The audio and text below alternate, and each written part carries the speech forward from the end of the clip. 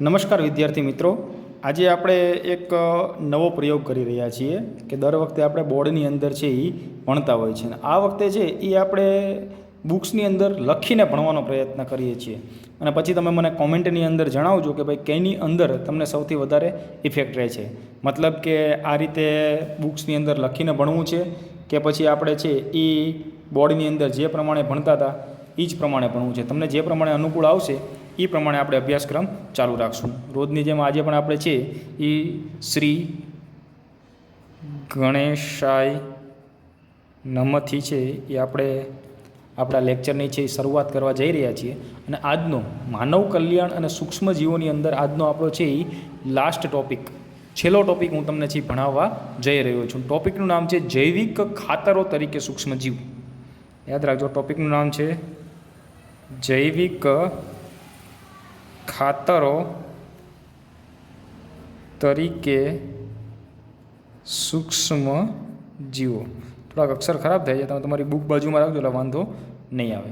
જૈવિક ખાતરો તરીકે સૂક્ષ્મજીવો. તો જૈવિક ખાતરો તરીકે સૂક્ષ્મજીવો વિશે આપણે સમજવાનો પ્રયત્ન કરીએ તો અત્યારે તમે જુઓ કે વર્તમાન જીવનશૈલી આપણે જોઈએ તો પર્યાવરણની અંદર જે છે એ પ્રદૂષણો એ મુખ્ય ચિંતાનું કારણ છે. એટલે આપણે એવું જોઈએ છીએ કે ભાઈ ઘણા બધા પ્રકારના પ્રદૂષણો છે એ થઈ રહ્યા છે. અને દિવસે ને દિવસે કૃષિ ઉત્પાદનો પાક એટલે ખેતીને લગતી જે જરૂરિયાતો છે એ વધતી જાય છે. કેમ કે જેમ જેમ વસ્તી વધારો થતો જાય તેમ તેમ ખેતીને લગતા મતલબ કે જે જીવન જરૂરી ખાદ્ય વસ્તુ છે એની ઉપયોગિતા છે એ વધતી જાય છે. અને આ ખેતીને લગતી જે ઉપયોગિતા વધે છે, મતલબ કે અત્યારે આપણે વારાફરતી લખતા જઈએ કે વર્તમાન જીવનશૈલી જોઈએ તો પર્યાવરણીય પ્રદૂષણ એ ચિંતાનું મુખ્ય કારણ છે. પર્યાવરણીય પ્રદૂષણ એ ચિંતાનું મુખ્ય કારણ છે. અને બીજું કે શું કામ પ્રદૂષણ થાય છે, તો અહીંયા કણે ટોપિક આપણે એડ કરશું કે કૃષિ ઉત્પાદનની વધતી માંગને કારણે. કૃષિ ઉત્પાદનોની વધતી માંગને કારણે. બરાબર કે ભાઈ આજે બહુ જ બધી માંગ વધે છે. કૃષિ ઉત્પાદનો, કૃષિનો મતલબ આ કારણ આપણે કાઉન્સમાં લખશું ખેતી. બરાબર, ખેતીની ઉત્પાદનો છે એ વધતી માંગને કારણે. એટલે કે આ કૃષિ ઉત્પાદનો વધારવા માટે થઈ અને આપણે શું કરીએ છીએ તો રાસાયણિક ખાતરનો વધુ પડતો ઉપયોગ કરીએ છીએ કે જેથી રાસાયણિક ખાતરનો વધુ પડતો ઉપયોગ કરીએ છીએ. હવે અહીંયા શબ્દ સમજો. સૌથી પહેલાં શું આપણે ભણીએ છીએ તો કે જૈવિક ખાતરો તરીકે સૂક્ષ્મજીવો. એની અંદર વર્તમાન જીવનશૈલી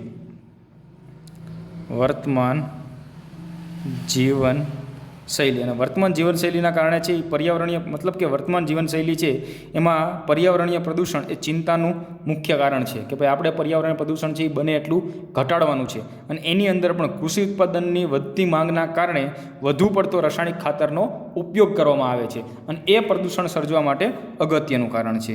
જે પ્રદૂષણ સર્જવા માટેનું અગત્યનું કારણ છે. હવે અહીંયા આપણે સમજવાની વસ્તુ એ છે કે સૌથી પહેલાં જૈવિક ખાતરો તરીકે સૂક્ષ્મજીવો ભણીએ છીએ તો વર્તમાન જીવનશૈલીની અંદર શું છે તો પર્યાવરણીય પ્રદૂષણ ચિંતાનું મુખ્ય કારણ. બીજું કે કૃષિ ઉત્પાદનોની વધતી માંગ, આ માંગને પહોંચી વળવા માટે શેનો આપણે ઉપયોગ કરીએ છીએ રાસાયણિક ખાતરો. અને આ રાસાયણિક ખાતરના કારણે શું થાય છે પ્રદૂષણ. એટલે એનો મતલબ એવો થયો કે જો પર્યાવરણીય પ્રદૂષણ આપણે ઘટાડવું હોય તો આપણે છે એ જો રાસાયણિક ખાતરનો ઉપયોગ ઘટાડીએ તો ઓટોમેટિક છે એ પર્યાવરણીય પ્રદૂષણ ઘટી જશે. મતલબ કે રાસાયણિક ખાતરના કારણે પ્રદૂષણ થાય છે, માટે રાસાયણિક ખાતર જો આપણે એનો ઉપયોગ ઘટાડીએ તો પર્યાવરણ પ્રદૂષણ શું થાય ઘટી જાય. અને આ રાસાયણિક ખાતરનો આપણે ઉપયોગ ઘટાડીએ તો એની જગ્યાએ એની અવેજીમાં આપણે બીજા ખાતરનો ઉપયોગ કરવો પડે. અને બીજા કયા ખાતરનો ઉપયોગ કરશું તો ટોપિક આપણો જોઈ લો. શું નામ છે તો કે જૈવિક ખાતરો તરીકે સૂક્ષ્મજીવો. અને આ જૈવિક ખાતરો તરીકે સૂક્ષ્મજીવોનો આપણે ઉપયોગ કરશું અને જેથી વધુ ઘણી બધી સમસ્યાઓ મતલબ કે આજે રાસાયણિક ખાતર છે એના કારણે ઘણી બધી સમસ્યાઓ છે એ સર્જાય છે. જો આપણે એની જગ્યાએ જૈવિક ખાતરનો ઉપયોગ કરશું તો આપણે છે એ ઘણી બધી સમસ્યાઓથી બચી જઈ શકીએ એવું મને લાગે છે. તો જોઈએ કે ભાઈ કયા કયા સૂક્ષ્મજીવો છે એ આપણને આ જે જૈવિક ખાતરો છે તેના તરીકે આપણને ઉપયોગમાં આવી શકે છે. કે અને બીજું જ કે આ પર્યાવરણ પ્રદૂષણ ઘટાડવા માટે અત્યારે મતલબ કે ફરીવાર આખું રિપીટ કરી નાખો. જૈવિક ખાતરો તરીકે સૂક્ષ્મજીવો વર્તમાન જીવનશૈલીના કારણે પર્યાવરણ પ્રદૂષણ એ ચિંતાનું મુખ્ય કારણ છે. ખાસ કરીને કૃષિ ઉત્પાદનની વધતી માંગના કારણે અત્યારે શું કરશું તો કૃષિ ઉત્પાદન વધારવા માટે થઈને રાસાયણિક ખાતરનો ખૂબ જ વધુ પડતો ઉપયોગ કરવામાં આવે છે. જો રાસાયણિક ખાતરનો ઓછો ઉપયોગ એટલે ઘટાડવામાં આવે તો આપણે પર્યાવરણીય પ્રદૂષણથી બચી જઈ શકીએ. અને જેથી કરીને જેના પરિણામે આ બધી વસ્તુ છે એના પરિણામે કાર્બનિક ખેતી કરવા અને જૈવિક ખાતરનો ઉપયોગ કરવા દબાણ વધી રહ્યું છે. કે જેના પરિણામે કાર્બનિક ખેતી કરવા અને જૈવિક ખાતરનો વપરાશ વધારવા દબાણ વધી રહ્યું છે. કહેવાનો મતલબ શું છે કે જો આપણે રાસાયણિક ખાતરનો ઉપયોગ ઘટાડવો હોય મતલબ કે આપણી જમીન પ્રદૂષિત ન થાય, આપણને વધારે પડતું નુકસાન ન થાય, પ્રદૂષણ ઘટે માટે લોકો છે એ કાર્બનિક ખેતી કરવા જાય છે. અને કાર્બનિક ખેતીનો મતલબ શું થાય કે જેની અંદર કોઈપણ પ્રકારની રાસાયણિક દવાઓનો ઉપયોગ કરવામાં આવતો નથી. સેમ એવું ને એવું તે જૈવિક ખાતરનો ઉપયોગ અને જૈવિક ખાતરનો આપણે ઉપયોગ કરશું તો એની અંદર પણ કોઈપણ પ્રકારની રાસાયણિક દવાઓનો ઉપયોગ કરવામાં આવશે નહીં. હવે જૈવિક ખાતરો એવા સજીવો છે કે જે ભૂમિના મતલબ કે જૈવિક ખાતરો શું છે તો કે જૈવિક ખાતરો એવા સજીવો છે કે જે આ જે સજીવો છે એવા સજીવો છે કે જે ભૂમિને પોષક તત્વોથી સમૃદ્ધ બનાવે છે. એટલે એનો મતલબ એવો છે કે જો તમે જૈવિક ખાતરનો ઉપયોગ કરશો તો આપણી જે જમીન છે એ પોષક તત્વથી કેવી બનશે? ભરપૂર બનતી આપણને જોવા મળશે. બીજી વસ્તુ કે અત્યારે હું જે લખું છું આ બધી જ વસ્તુ તમારે પણ પાકી નોટમાં લખવાની છે. એટલે બને ત્યાં સુધી છે એ જોડે જોડે લખજો કે જેથી કરીને તમે સાંભળતા જાઓ અને એમને એમ જ છે એ લખી શકાય. હવે જૈવિક ખાતરનો મુખ્ય સ્ત્રોત સૂક્ષ્મજીવો છે તો મુખ્ય સ્ત્રોત શું છે આ અંડરલાઇન કરવાની છે, યાદ રાખજો. જૈવિક ખાતરનો મુખ્ય સ્ત્રોત. અને આ જૈવિક ખાતરના મુખ્ય સ્ત્રોતની જો વાત કરવામાં આવે તો મુખ્ય સ્ત્રોત છે બેક્ટેરિયા, ફૂગ અને સાયનોબેક્ટેરિયા.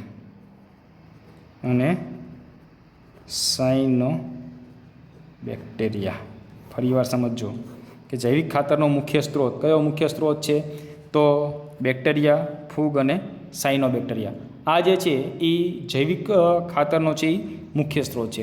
આગળ આપણે તમે ભણ્યા જ છો મતલબ કે તમે એક અભ્યાસ કરી ચૂક્યા છો અને જેની અંદર તમે કદાચ નામ સાંભળ્યું હશે સિમ્બી કુળની વનસ્પતિ. હું નામ સાંભળ્યું છે ને સિમ્બી કુળની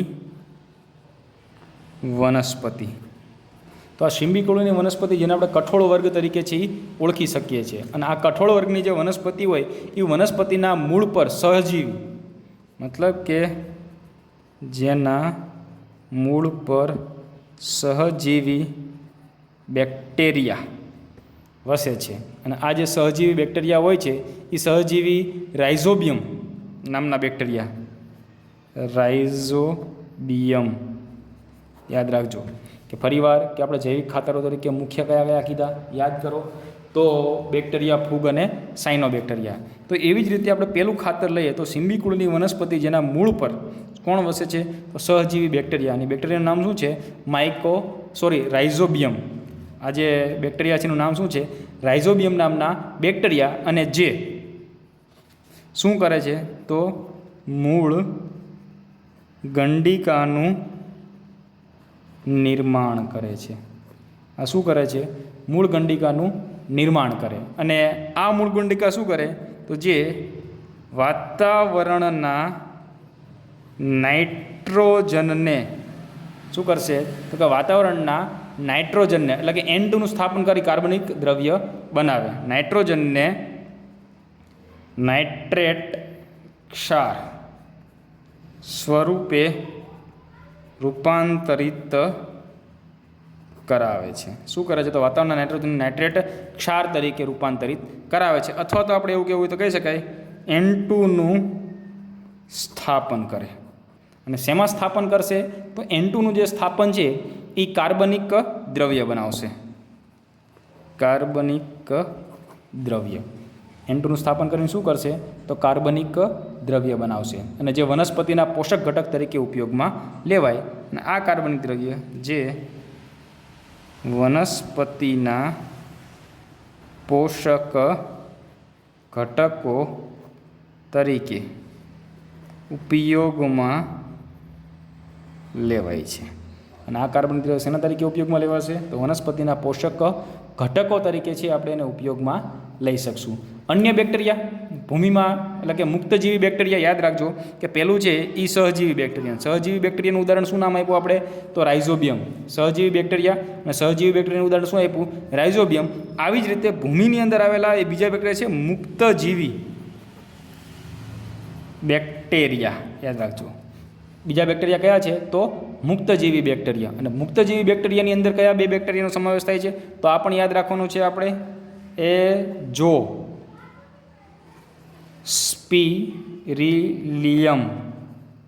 અને એઝોસ્પિરિલિયમ અને એઝોટોબેક્ટર. બે યાદ રાખજો એઝોસ્પિરિલિયમ અને એઝોટોબેક્ટર.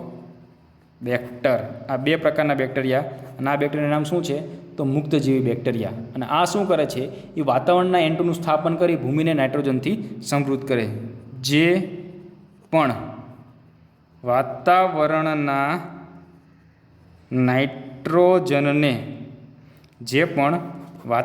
નાઇટ્રોજનને છે એ શું કરશે તો નાઇટ્રેટ ક્ષારમાં રૂપાંતર કરશે અને નાઇટ્રોજનથી ભૂમિને સમૃદ્ધ કરે છે. આનું કામ પણ શું છે તો વાતાવરણના નાઇટ્રોજનને પણ એ ભૂમિ મતલબ કે વાતાવરણના નાઇટ્રોજનને છે નાઇટ્રોજનથી ભૂમિને સમૃદ્ધ કરવાનું કાર્ય કરશે. આવી જ રીતે આપણે છે એ ફૂગ વિશે પણ સમજવાનો પ્રયત્ન કરશું. ફૂગની અંદર પણ સાવ સહેલું છે. ફરીવાર તમે આખી વસ્તુ છે એ રિપીટ કરી નાખશું. પહેલેથી જ જોઈ લો કે જૈવિક ખાતરો તરીકે સૂક્ષ્મજીવો તો વર્તમાન જીવનશૈલીની અંદર છે એ સૌથી મોટામાં મોટી જો સમસ્યા ચાલતી હોય તે મોટામાં મોટી સમસ્યા કઈ છે તો પર્યાવરણીય પ્રદૂષણ એ ચિંતાનું મુખ્ય કારણ છે.